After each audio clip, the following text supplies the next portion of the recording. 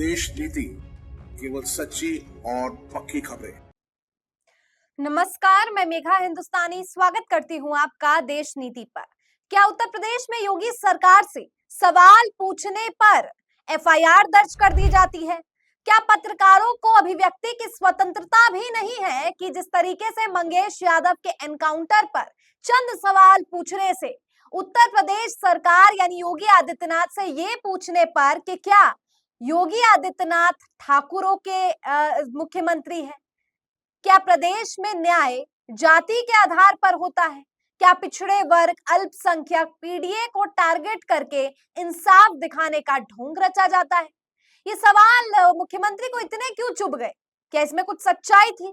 लिहाजा सच्चाई होगी तभी एफआईआर दर्ज कर दी गई है, ताकि पत्रकारों का हौसला पस्त कर दिया जाए, उनका मुंह बंद करा दिया जाए। लेकिन अभिषेक उपाध्याय उनमें से नहीं है। अभिषेक उपाध्याय, जिन्होंने मंगेश यादव के एनकाउंटर पर योगी आदित्यनाथ से न केवल सवाल खड़े किए बल्कि उनके खिलाफ अब एफआईआर दर्ज कर दिया गया है। तो एफआईआर के बारे में अभिषेक खुद साझा करते हैं कि क्या कुछ उत्तर प्रदेश की सरकार के बारे में उन्होंने क्या कहा और क्यों उनको जो है एफआईआर दर्ज करके उन्हें थमा दी गई। तो उन्होंने बकायदा, यहाँ पर आप स्क्रीन पर देख सकते हैं, एफआईआर की कॉपी भी दर्ज है और एफआईआर की कॉपी जो है वो हम आपको दिखा रहे हैं। इसमें जो मुख्य बात कही गई है वो देख लीजिए। इसे जो है थोड़ा हाईलाइट किया गया है और लक्ष्मण यादव ने भी इसे साझा किया। डॉक्टर लक्ष्मण यादव लिखते हैं, यूपी पुलिस ने 2 पत्रकारों के ऊपर एफआईआर की है। बाकी बातों के पहले इन मुकदमे में तहरीर करने वाले के नाम पर मुख्यमंत्री योगी आदित्यनाथ के बारे में जो बातें लिखी गई है उन्हें देखें। ये नया है, एकदम नया। अब वे 24 घंटे जागकर काम करने वाले ईश्वर बन चुके हैं, बधाई। तो क्या ऐसी बात कही गई है योगी आदित्यनाथ के बारे में, वो देखिए। लिखा है, कुछ लोगों द्वारा जानबूझकर विदेशी लोगों से संपर्क करके भारी भरकम विदेशी फंडिंग प्राप्त करके देश के विरुद्ध अवैध गतिविधि संचालित किया जा रहा है। इस षड्यंत्र में कई सफेदपोश लोग भी शामिल हैं। इसकी भी गहराई से जांच किया जाना आवश्यक है। अभिषेक उपाध्याय एवं ममता त्रिपाठी को भी जब जब अवैध फंडिंग होती है तभी वो इस तरीके से आपराधिक मानसिकता के पोस्ट को अपने हैंडल से डालते हैं। इसके बाद क्या लिखा है, माननीय योगी आदित्यनाथ महाराज जी हम लोगों के लिए ईश्वर के अवतार के समान है। भारतीय भूभाग के सभी राज्यों के जितने भी मुख्यमंत्री हैं उनमें से लोकप्रियता के मामले में कोई भी महाराज जी के आसपास भी नहीं है। जब से महाराज जी मुख्यमंत्री बने हैं कई देशद्रोहियों के पेट में पानी नहीं पच रहा है। देशद्रोहियों को लगता है कि बाबा का काम इतना अच्छा है जिसके कारण जनता महाराज जी को सर्वाधिक प्रेम करती है। महाराज जी निर्विवाद रूप से 24 घंटे जागकर देश एवं प्रदेश के जनता की सेवा कर रहे हैं।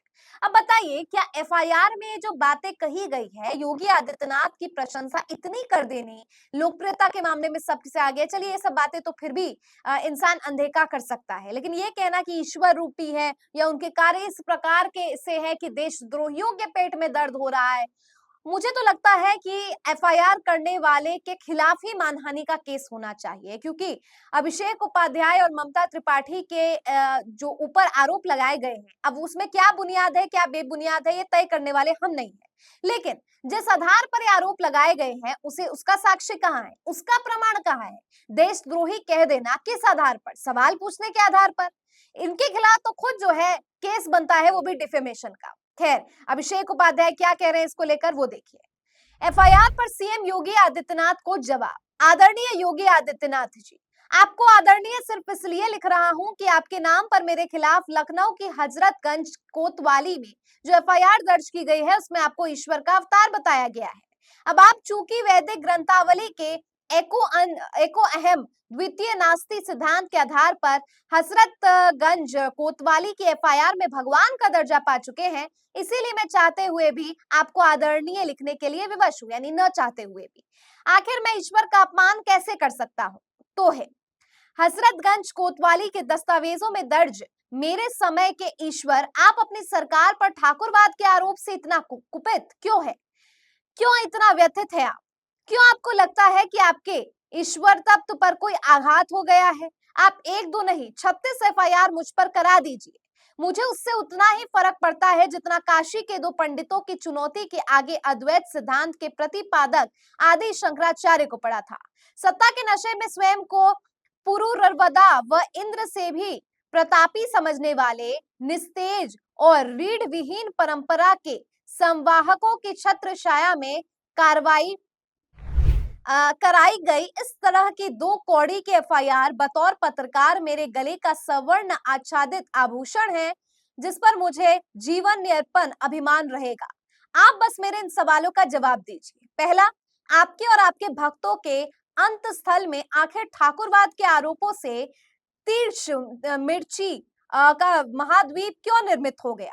अब पहला उदाहरण लीजिए। आखिर शिशिर सिंह में ऐसा कौन सा चुंबकत्व है कि वे सालों से सूचना निदेशक की इतनी महत्वपूर्ण कुर्सी पर यूं चिपक कर बैठे हैं कि कभी कभी तो लगता है कि स्टेशनरी की दुकानों पर फेविकॉल की क्राइसिस ना हो जाए।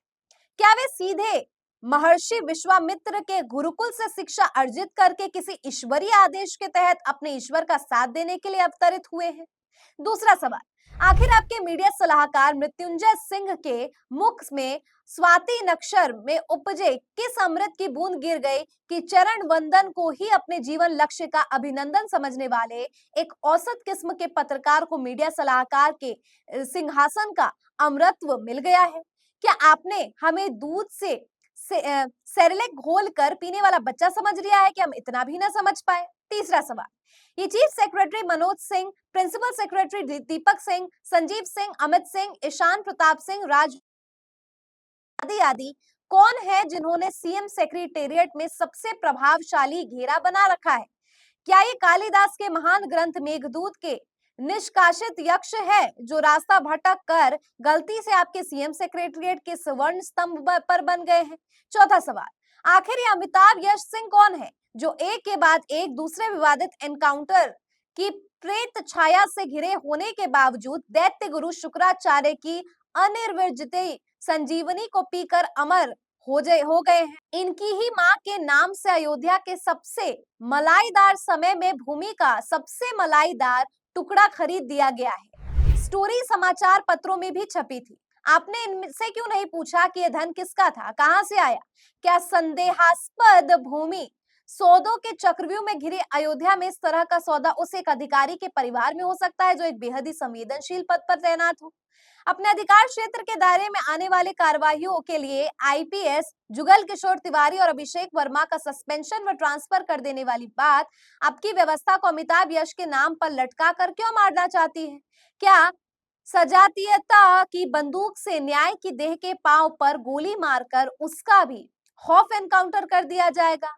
या फिर क्या राजा रघु के दौर में कोई ऐसी आकाशवाणी हुई थी जिनमें कहा गया था कि कलयुग के इस प्रहर में अमिताभ यश सिंह सरीखे अधिकारी जन्म लेंगे जिनको मेरे वक्त के ईश्वर की सेवा में अपना जीवन समर्पित करना ही होगा?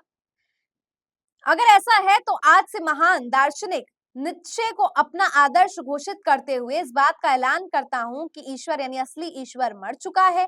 आखिर ये चप्पल में एक बेहद विवादित एनकाउंटर को अंजाम देकर अपना सार्वजनिक सम्मान कराने वाले और आपके ही सरकार के जियो की चप्पल की कील बनाकर फेंक देने वाले डीके शाही कौन थे? इन पर अभी तक कोई कार्यवाही क्यों नहीं हुई है? एक निजी सम्मान समारोह में एक बेहद विवादित एनकाउंटर पर मीडिया से बात करने और राजनीतिक बयानबाजी करने का अधिकार इन्हें किसने दिया है? क्या रघुकुल की किसी अनास वसीयत में इनका भी नाम दर्ज है कि उन्हें भी एक विशेष समय में मेरे ईश्वर के की सेवा के लिए चप्पल पहनकर अपने शौर्य और स्वामी भक्ति का परिचय देने के लिए अधिकृत किया जाएगा? क्या सत्ता में आकर जाति के नाम पर अति करेंगे और कोई सवाल उठाए तो एफआईआर करेंगे? छठा सवाल, हाँ, एक जरूरी नाम जो पुरानी लिस्ट में छूट गया था अब वो भी लिख देता हूँ। आखिर ये प्रदेश के ऊपर महाधिवक्ता विनोद कुमार शाही कौन है जो आपको न्याय सूत्र के मूल प्रवर्तक महर्षि अक्षपाद गौतम से भी बढ़कर नजर आ रहे हैं? क्या आपको किसी और अधिवक्ता में योग्यता के हडपलकालिता पुरावशेष भी नहीं दिखे जो शाही साहब को ये ईश्वरीय वरदान प्राप्त हुआ? आखिर उनकी टीम में और कौन कौन है? उन्हें किसने तैनात किया? वे जिन पदों पर काबिज है उनका जलवा क्या है? क्या आपको पता है, क्या इनको पता है कि लगाने के लिए जेम्स बॉन्ड सीरीज की स्पेक्टर फिल्म के अभिनेता डैनियल क्रेग को हॉलीवुड से भेजा गया जो आखिर इस तफ्तीश करें? आपको क्या लगता है कि आप अगर नहीं देख रहे हैं या फिर जानबूझकर भी अनदेखा कर रहे हैं तो ये नंगा सच किसी को भी दिख नहीं रहा है? क्या आधुनिक महाभारत में श्री कृष्ण, अर्जुन, विदुर, भीष्म सारे किरदारों को हटाकर केवल धृतराष्ट्र को ही जगह दी गई? क्या आपकी हमसे इसी किरदार का चरित्र निभाते रहने की अपेक्षा है? यही मेरे वक्त के ईश्वर का कथित ईश्वरीय न्याय है। सातवां, अब अंतिम बात, और ये बात ध्यान से सुनिएगा योगी जी, बात संख्या की तो नहीं ही है, बात आपके राज में ठाकुर होने के असर की है, उनके नाम पर मचे गदर की है। मैंने यह बात लिखते हुए इसी पर असर का हवाला दिया था कि आपके राज में ऐसे भी डीएम एसपी है जिनके सरनेम सिंह है, मगर जो दूसरी जातियों के हैं वे भी इस ठाकुर राज का या फिर सिंह राज की छत्र छाया में लाभान्वित हो रहे हैं, क्योंकि आपके राज में यही माहौल जमीन के कतरे कतरे में घुल चुका है। और हाँ, आपके राज में हुई इस 2 कौड़ी की एफआईआर में लिखा है कि देश का कोई भी मुख्यमंत्री आपके आसपास भी नहीं है। जो हजरतगंज कोतवाली के प्रभारी विक्रम सिंह ने एफआईआर करने से पहले इस तथ्य की तफ्तीश किससे की? क्या सीधे गृह मंत्री अमित शाह को फोन कर लिया गया और फिर पीएमओ का नंबर डायल कर दिया गया, या फिर किसी ईश्वरीय शक्ति से सपने में आकर उनकी मेघा में इस महान सत्य का दिव्य उद्घाटन कर दिया? हालांकि उनके मामले में ऐसा भी हो सकता है, आखिर उनकी ही कोतवाली के इस एफआईआर में आपको ईश्वर घोषित कर दिया गया है, फिर वे गलत कैसे हो सकते हैं? योगी जी, से कोतवाली में मेरे खिलाफ कुंडा के बाहुबली राजा रघुराज प्रताप सिंह के सिलसिले में एफआईआर पहले भी दर्ज हो चुकी है। मामला राजा रघुराज प्रताप सिंह और उनकी पत्नी भावनी के बीच तलाक के मुकदमे का था। मैंने सिर्फ इसकी रिपोर्टिंग की है, जिसे मेरे बाद देश भर के अखबार और चैनलों ने फॉलो किया और आज तक लगातार कर रहे हैं। फिर भी आपके राज में कोर्ट में दाखिल दस्तावेज की रिपोर्टिंग करने पर एफआईआर ठोक दी जाती है, क्योंकि मामला राजा रघुराज प्रताप सिंह का होता है। आपको शायद शिशिर सिंह, मृत्युंजय सिंह या फिर संजीव सिंह ने बताया हो, और अगर अब तक नहीं बताया हो तो मैं बता देता हूं कि इस मामले का आईओ आलोक कुमार सिंह नाम का व्यक्ति है। ये वो पुलिसकर्मी है जो इसी मामले में राजा की पत्नी भावनी के अरेस्ट करने की धमकी दे चुका है, एक महिला से बदसलूकी कर चुका है। उन्होंने आपसे शिकायत की है, मामला अखबारों और चैनल्स की सुर्खियों पर है। मगर इस आईओ आलोक कुमार सिंह का बाल भी बाका नहीं हुआ। आखिर क्यों? क्या ये भी आपकी इसी ईश्वरीय परंपरा का राजदूत है जिसे अमरत्व की सजातीय परंपरा का वरदान हासिल है? इस मामले में जानकारी लखनऊ के पुलिस कमिश्नर अमरेंद्र सिंह सेंगर को भी है। मैं खुद उनसे मिला, इसकी करतूत उनके सामने रखी, साक्ष्य दिए, तथ्य बताए। मगर अमरेंद्र सिंह सेंगर भी शायद ईश्वर तत्व से इसी नायाब परंपरा के अमोघ सुरक्षा कवच में लैस है, इसलिए कार्यवाही तो छोड़िए, उन्हें इस मुद्दे पर मुझे बुलाकर जांच पड़ताल तक करने की फुर्सत नहीं मिली। कभी कभी तो मुझे लगता है कि ऐसा सुरक्षा कवच तो शायद मोसाद और केजीबी के पास भी नहीं होगा, जो मेरे वक्त के ईश्वर के विश्वस्त दरबारियों के पास है। सो योगी जी, ठोकिए मुकदमे 1, 2, 3 से लेकर अंत ही। आप डराएंगे उन्हें जिनके मूल चरित्र में ही सरकार के उपकृत होना लिखा है। मेरे ऊपर आज तक किसी की एक चाय भर की रवादारी नहीं है। आप शायद पत्रकारों की ऐसी प्रजाति से वाकिफ नहीं होंगे, इसीलिए शायद आपने सबको चरण परंपरा के मृत्युंजय ही समझ रखा है।